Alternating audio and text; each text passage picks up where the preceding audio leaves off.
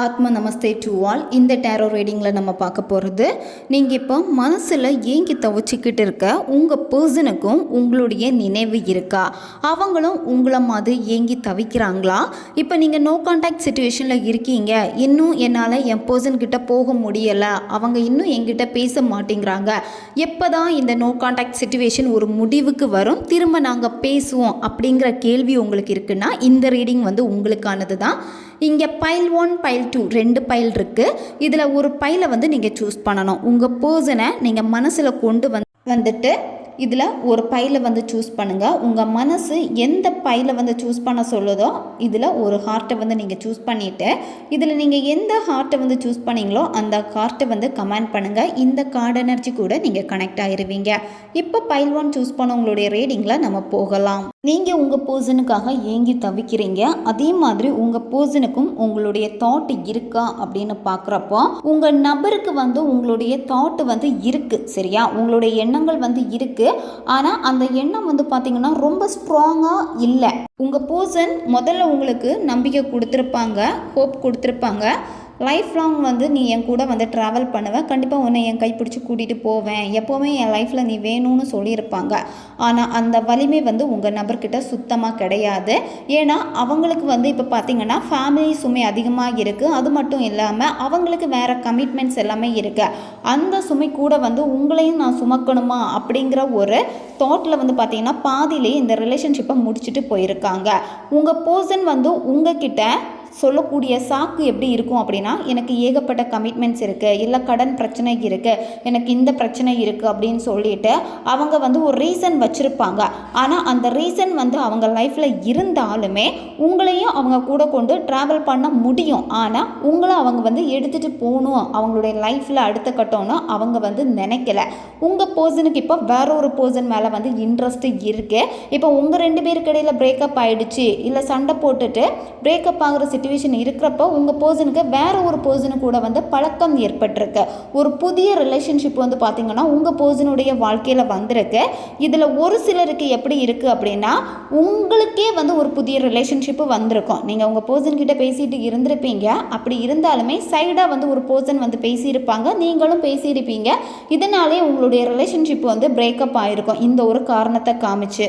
இப்போ உங்கள் பர்சனை விடையுமே நீங்கள் தான் அதிக வலியை தாக்கு பிடிச்சிட்டு இருக்கீங்க. எதுக்காகனா, என் பர்சனை நான் மிஸ் பண்ணிட்டேனே, இந்த தப்பு நான் பண்ணியிருக்கக்கூடாது, இல்லை நான் ஏதாவது பண்ணியிருக்கலாமே என்கிட்ட தக்க வச்சுக்கிறதுக்காக, அந்த மாதிரி நீங்களே உங்களுக்குள்ளாடி ஏகப்பட்ட குழப்பத்தில் இருக்கீங்க. அது மட்டும் இல்லாமல் இந்த பர்சன் உங்கள் லைஃப்பை விட்டு பிரிஞ்சதுக்கு அப்புறமா உங்களுக்கு எப்படி இருக்குன்னா, எனக்கு இனி வேறு எந்த லைஃபுமே கிடையாது, இவங்க மட்டும்தான் அப்படின்னு நீங்கள் உங்கள் மனசில் இந்த பர்சனை ஸ்ட்ராங்காக நினைக்கவும் ஆரம்பிச்சிருக்கீங்க.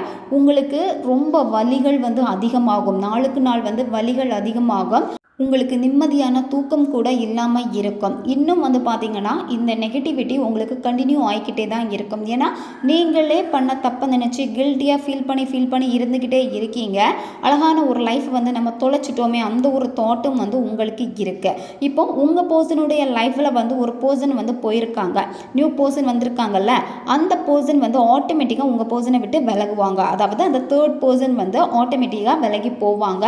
அதாவது ஏதாவது ஒரு ரீசன் அது பிரியும். அந்த ரீசன் எப்படி இருக்கும்னா, உங்கள் பர்சன் கிட்ட பணம் இல்லை இவங்க அதிகமாக செலவு பண்ணுறாங்க, இந்த மாதிரி ஒரு காரணத்தை காமிச்சோ, இல்லை லைஃப்னு அவங்க டிசைட் பண்ணுறப்ப இது செட் ஆகாது, அந்த மாதிரி அவங்களே ஆட்டோமேட்டிக்காக பிரிஞ்சு போவாங்க அந்த தேர்ட் பர்சன். இப்போ உங்கள் பர்சன் அவங்க கூட ஹாப்பியாக இருக்காங்க, வெளியே போகிறது, பேசுகிறது, அவங்க கூட டைம் ஸ்பெண்ட் பண்ணுறது, இந்த மாதிரி எல்லாமே உங்கள் பர்சன் பண்ணிக்கிட்டே தான் இருக்காங்க. இருந்தாலுமே உங்களுடைய மனசை நீங்கள் இன்னும் ஸ்ட்ராங் பண்ணிக்கிட்டே தான் இருக்கீங்க. ஏன்னா உங்களுக்கு மனசில் ஒரு நம்பிக்கை இருக்குது, கண்டிப்பாக அவங்க திரும்ப வருவாங்க, எனக்கான பர்சனுங்கிற ஒரு நம்பிக்கை உங்களுக்கு இருக்குது. ஆனால் உங்கள் பர்சனுக்கு பார்த்திங்கன்னா உங்களுடைய அந்த அன்பு பெருசாக அவங்களுக்கு புரியலை.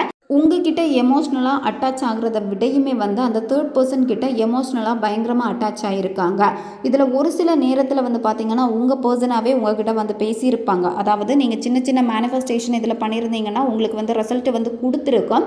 ஆனால் உங்களுக்கு அதை தக்க வச்சுக்கிறதுக்கு தெரியலை. இங்கே செக் பண்ணதில் பார்த்திங்கன்னா உங்களுடைய நெகட்டிவிட்டி தான் அதிகமாக இங்கே இருக்குது. அந்த நெகட்டிவிட்டினால தான் பார்த்திங்கன்னா உங்களால் தக்க வச்சுக்க முடியலை. உங்கள் மனசு வந்து ரொம்ப வீக்காக இருக்குது. உங்கள் மனசளவுலேயும் சரி, நீங்கள் உங்களுடைய உடல் அளவுலேயும் சரி, நீங்கள் ரொம்ப வீக் ஆகிட்டீங்க. சிலருக்கு வந்து பார்த்திங்கன்னா ஹெல்த் இஷ்யூஸ் கூட ஆயிருக்கும். ஓவர் டிப்ரெஷன்னால், சரியாக தூக்கம் இல்லாதனால இதையே திங்க் பண்ணி நீங்கள் ரொம்ப டிப்ரெஷனுக்கு போயிருப்பீங்க. அந்த டிப்ரெஷன் தான், அந்த நெகட்டிவிட்டி தான் பார்த்திங்கன்னா உங்களால் அடுத்த ஸ்டெப் எடுத்து வைக்க முடியாமல் தடுத்துகிட்டே இருக்கு. உங்களுக்கு இந்த யூனிவர்ஸுடைய பிளெஸ்ஸிங் வந்து உங்களுக்கு இருக்குது. நீங்கள் யூனிவர்ஸ் கிட்ட உங்களுக்கு என்ன வேணுமோ அது எனக்கு வேணும் அப்படின்னு சொல்லிட்டு நீங்கள் கேளுங்க. உங்களுக்கு நடக்க வேண்டிய விஷயத்தை வந்து நீங்கள் திருப்பி திருப்பி பிரபஞ்சத்திட்ட கேட்டீங்க அப்படின்னா யூனிவர்ஸுடைய பிளெஸ்ஸிங்னால வந்து உங்களுக்கு அந்த ஸ்ட்ரென்த் வந்து உங்களுக்கு கிடைக்கும். அது மட்டும் இல்லாமல் உங்களுக்கு வந்து பிரபஞ்சம் ஒரு வாய்ப்பையும் வந்து கொடுப்பாங்க. அதுக்கு இந்த நெகட்டிவிட்டியை விட்டு நீங்கள் முதல்ல வந்து வெளியே வரணும். கன்ஃபியூஷனை விட்டு வெளியே வாங்க. இப்போ நீங்கள் உங்களையே வந்து ப்ளேம் பண்ணிக்கிட்டே இருக்கீங்க. ஐயோ நான் தான் தப்பு பண்ணிட்டேனே, அந்த ஒரு மைண்ட் செட்டு கூட உங்களுக்குள்ளாடி இருக்குது. அந்த காயத்தை விட்டு நீங்கள் வெளியே வாங்க. வெளியே வந்தீங்க அப்படின்னா நீங்கள் ரொம்ப ஸ்ட்ராங் ஆவீங்க. யூனிவர்ஸை வந்து கெட்டியாக நீங்கள் பிடிச்சிக்கோங்க. உங்கள் பர்சன் வந்து திருப்பி உங்ககிட்ட வரணும். அந்த நோ கான்டாக்ட் எப்போ முடிவுக்கு வருது அப்படின்னா 1 இயர் எடுத்துக்கும், சரியா? ஏன்னா அந்த தேர்ட் பர்சன் விலகி போகணும். தேர்ட் பர்சன் விலகி போயிட்டாங்க அப்படின்னா திரும்பி உங்களை பார்ப்பாங்க. உங்களுடைய அன்பு உங்கள் பர்சனுக்கு வந்து புரியும். இதில் நீங்கள் மேனிஃபெஸ்டேஷன் வந்து கண்டினியூவாக பண்ணிக்கிட்டே வரணும். ஏன்னா உங்களுக்கு வந்து உடனே வந்து ப்ராப்பர் ரிசல்ட் வந்து இதில் வந்து கிடைக்காது. ஏன் கிடைக்காது அப்படின்னா நெகட்டிவிட்டி அதிகமாக இருக்குது, சரியா? அந்த நெகட்டிவிட்டி மாறினா மட்டும்தான் வந்து உங்களால் மேனிஃபெஸ்டேஷனில் வந்து சக்ஸஸ் பண்ண முடியும். அதுக்கு நீங்கள் செய்ய வேண்டியது என்ன அப்படின்னா ப்ராப்பராக உங்களை நீங்கள் சேஞ்சஸ் பண்ணிக்கோங்க. நெகட்டிவை விட்டுட்டு பாசிட்டிவான திங்கிங்க்கு நீங்கள் வாங்க. இதுதான் பைல் 1 சூஸ் பண்ணவங்களுடைய ரீடிங். இது ஒரு ஜென்ரல் ரீடிங் மட்டும்தான். எது ரெசனேட் ஆகுதோ அதை மட்டும் நீங்கள் எடுத்துக்கோங்க, மற்றதை விட்டுருங்க. உங்களுக்கு பர்சனல் டேரோ கார்டு ரீடிங் தேவைப்பட்டுச்சுன்னா நீங்கள் என்னை இன்ஸ்டா அல்லது மெயிலில் வந்து காண்டாக்ட் பண்ணுங்கள். உங்களுக்கு டேரோ கார்டு ரீடிங் கற்றுக்கணும், நானும் சிறந்த ஒரு டேரோ கார்டு ரீடராக மாறணும் அப்படின்னா நாங்கள் கிளாஸஸ் எடுத்துகிட்ருக்கோம். தேவைப்படுறவங்க இன்ஸ்டா அல்லது மெயிலில் வந்து காண்டாக்ட் பண்ணுங்கள். இப்போ பைல் 2 சூஸ் பண்ணவங்களுடைய ரீடிங்கில் நம்ம போகலாம். நீங்கள் மனசில் நினச்சிட்ருக்க உங்கள் பர்சனுக்கு உங்களுடைய நினைவு வந்து இருக்கா? இந்த நோ கான்டாக்ட் சிச்சுவேஷன் வந்து எப்போ தான் முடிவுக்கு வருதுன்னு பார்க்க போகிறோம். உங்கள் பர்சனுக்கு உங்களுடைய எண்ணம் இருக்கான்னு கேட்டால் உங்ககிட்ட வர்றதுக்கு உங்கள் பர்சன் வந்து ரொம்ப தயங்குறாங்க.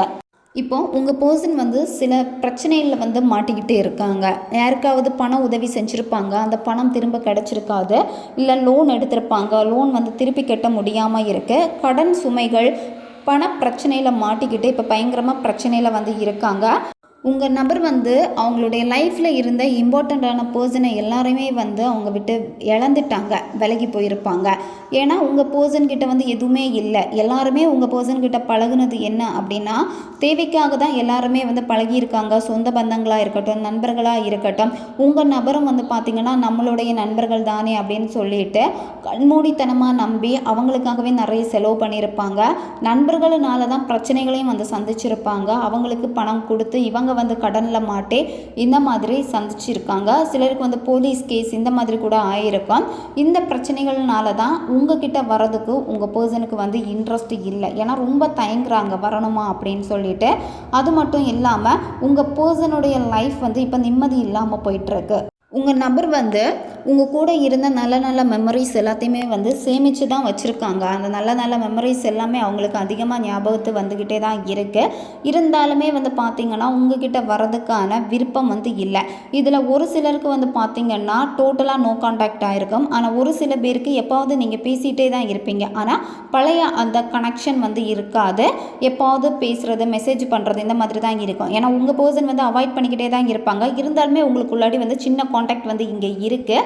சிலருக்கு வந்து பார்த்திங்கன்னா டோட்டலாகவே வந்து நோ கான்டாக்ட் ஆகிருக்கும். இதில் ஒரு சிலருக்கு எப்படி இருக்கும்னா நம்பரை கூட மாற்றிட்டு போயிருப்பாங்க உங்கள் பர்சன். இந்த மாதிரி சிச்சுவேஷனில் தான் இருக்குது. உங்கள் நபர் வந்து உங்ககிட்ட வருவாங்க. ஆனால் இவங்களுக்கு வந்து ரொம்ப இக்கட்டான சிச்சுவேஷனில் இருக்குது. எமர்ஜென்சியாக பணம் தேவைப்படுது அப்படின்னா உங்ககிட்ட வந்து வருவாங்க. இதில் என்னென்னா ஒரு சின்ன பிரச்சனையை கூட வந்து நீங்கள் பெருசு பண்ணக்கூடிய ஒரு மைண்ட் செட்டில் தான் நீங்கள் இருக்கீங்க. அதாவது நீங்கள் வந்து ஓவர் திங்கிங், ஓவர் டிப்ரெஷனில் இருக்கீங்க. பைல் 1 சூஸ் பண்ணவங்களை விடையுமே பைல் 2ல் வந்து செக் பண்ணுறப்போ வந்து நீங்கள் தான் வந்து பார்த்திங்கன்னா ஓவர் திங்கிங் வந்து அதிகமாக வந்து வச்சுருக்கீங்க. ஏன்னா குட்டி குட்டி பிரச்சனைகளை வந்து உங்களால் ஃபேஸ் பண்ண முடியலை. அந்த பிரச்சனையை வந்து பெருசு பண்ணிக்கிட்டே தான் இருக்கீங்க. இப்போ உங்களுக்கு எப்படி இருக்குன்னா, எனக்கு ஒரு வாய்ப்பு கிடைக்காதா? இந்த ரிலேஷன்ஷிப் எனக்கு வேணும் அப்படின்னு சொல்லிட்டு, நீங்கள் அந்த வாய்ப்புக்காக தான் தவிச்சுக்கிட்டே இருக்கீங்க. நீங்கள் என்னதான் வந்து இப்போ பேச ட்ரை பண்ணாலும், கான்டாக்ட் பண்ண ட்ரை பண்ணாலுமே வந்து, உங்களுக்கு அந்த பழைய லவ் வந்து இப்போ வந்து உங்களுக்கு கிடைக்காது. ஏன்னா வந்து, உங்கள் பெர்சன் வந்து ரொம்ப வந்து பேட் வேர்ட்ஸில் பேசுவாங்க. அப்படி இல்லைன்னா அதிகமாக உங்களை காயப்படுத்துவாங்க. ஏதாவது சொல்லுவாங்க. இதனாலேயே வந்து பார்த்தீங்கன்னா, உங்களுக்கு நான் இனிமேல் வாழணுமா? இவங்களுக்காக தானே நான் வெயிட் பண்ணிகிட்டே இருந்தேன். எப்படி பேசுகிறாங்களே அப்படின்னு சொல்லிட்டு, தேவையில்லாத சிந்தனைகள் கூட உங்களுக்கு வந்து வர ஆரம்பிக்கும். சில நேரத்தில் வந்து எதுக்காக நான் வாழணும், என் லைஃப்பை நான் முடிச்சுக்கலாமே அப்படிங்கிற ஒரு தாட்டு கூட உங்களுக்கு வந்து ஏற்படும். இதில் ஒரு சிலர் வந்து பார்த்தீங்கன்னா, உங்களுடைய லவ் ரிலேட்டட் பிரச்சனையினாலே வந்து பார்த்தீங்கன்னா சூசைட் கூட வந்து நீங்கள் ட்ரை பண்ணியிருப்பீங்க. நீங்கள் இப்படி பண்ணாலுமே வந்து உங்கள் பர்சன் உங்களை திரும்பி கூட பார்த்துருக்க மாட்டாங்க. ஒரு சில நேரத்தில் ஒரு டைம் இல்லைன்னா 2 டைம் வந்து பேசியிருப்பாங்க. ஆனால் அதுக்கப்புறம் வந்து அதையும் வந்து உங்ககிட்ட காண்டாக்டை வந்து கட் பண்ணியிருப்பாங்க. இந்த மாதிரி தான் செய்வாங்க. உங்களுக்கு வந்து ஒரு புதிய பிகினிங் வந்து இருக்குது, சரியா? நீங்கள் என்ன பண்ணுங்க அப்படின்னா, நீங்கள் பொறுமையாக இருங்க. உங்களுக்குள்ளாடி நீங்கள் குழப்பிக்காதீங்க. அந்த ஓவர் திங்கிங், ஓவராக வந்து யோசித்து நீங்கள் உங்களை காயப்படுத்துறது இது எதுவுமே நீங்கள் செய்யாதீங்க. ஒரு புதிய ஒரு வாய்ப்பு வந்து இருக்குது. அதாவது ஃபஸ்ட்டு சொன்ன மாதிரி ஏதாவது ஒரு தேவைக்காக உங்கள் நபர் உங்ககிட்ட வருவாங்க. அந்த தேவைக்கு வரப்போ கூட வந்து லவ்வில் தான் வராங்களே அப்படின்னு சொல்லிட்டு நீங்கள் பேசுவீங்க. பேசினாலுமே வந்து பார்த்திங்கன்னா திரும்பவும் நீங்கள் காயப்பட போகிறீங்க. அதனால் கரெக்டாக நீங்கள் ஹேண்டில் பண்ணுங்கள் உங்கள் பர்சனை. நீங்கள் கரெக்டாக ஹேண்டில் பண்ணீங்க அப்படின்னா அந்த பெயின் வந்து உங்களுக்கு இருக்காது. உங்களுடைய நோ கான்டாக்ட் வந்து பார்த்திங்கன்னா இன்னும் 1 மாதத்தில் வந்து உங்களுக்கு முடிவுக்கு வரப்போகுது. அதாவது இப்போ இந்த ரீடிங் வந்து உங்கள் கண்ணில் பட்டிருக்கு அப்படின்னா, இந்த ரீடிங் பார்க்குறதுலேருந்து 1 மந்த்துக்குள்ளாடியே வந்து அந்த பர்சன் உங்களை வந்து காண்டாக்ட் பண்ணுவாங்க. இல்லை நீங்கள் அவங்கள வந்து நேரில் சந்திப்பீங்க. உங்கள் மனசு வந்து இன்னும் வந்து ஆற மாட்டேங்குது. உங்களுடைய பெயின்னாலே வந்து பார்த்தீங்கன்னா, உங்களுடைய எமோஷ்னல், அதாவது உங்களுடைய லவ் பற்றி, லவ்வில் நடந்த பிரச்சனைகளை பற்றி நீங்கள் எல்லாருக்கிட்டேயுமே ஷேர் பண்ணிக்கிட்டே இருக்கீங்க.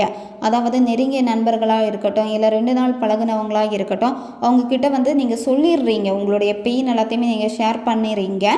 இப்படி ஷேர் பண்ணுறீங்க அப்படின்னா, நீங்கள் எல்லாருக்கிட்டையும் வந்து ஷேர் பண்ணாதீங்க. உங்களுக்கு நல்ல ஒரு வெல்விஷராக யார் இருக்காங்களோ அவங்கக்கிட்ட சொல்லுங்கள். அவங்க சொல்லக்கூடிய சஜஷனை வந்து நீங்கள் கேளுங்க. இப்போ தெரியாத பர்சன் கிட்ட எல்லாமே நீங்கள் ஷேர் பண்ணிக்கிட்டே இருக்கீங்க அப்படின்னா அவங்க அதை வச்சு உங்களை வந்து யூஸ் பண்ணுவாங்க, சரியா? அதனால் வந்து கொஞ்சம் கவனமாகவும் நீங்கள் இருங்க. ஓகே காய்ஸ், இதுதான் பைல் 2 சூஸ் பண்ண உங்களுடைய ரீடிங். இது ஒரு ஜென்ரல் ட்ரீடிங் மட்டும்தான். எது ரெசனேட் ஆகுதோ அதை மட்டும் எடுத்துக்கோங்க, மற்றதை விட்டுருங்க. உங்களுக்கு பர்சனல் டேரோ கார்டு ரீடிங் தேவைப்பட்டுச்சுன்னா நீங்கள் என்ன இன்ஸ்டா அல்லது மெயிலில் வந்து காண்டாக்ட் பண்ணுங்கள். டேரோ கார்டு ரீடிங் வந்து உங்களுக்கும் கற்றுக்கணும், சிறந்த டேரோ கார்டு ரீடராக மாறணும் அப்படின்னா நாங்கள் கிளாஸஸ் எடுத்துகிட்ருக்கோம். தேவைப்படுறவங்க இன்ஸ்டா அல்லது மெயிலில் வந்து காண்டாக்ட் பண்ணுங்கள். அடுத்த ஒரு வீடியோ பதிவில் சந்திக்கலாம். நன்றி.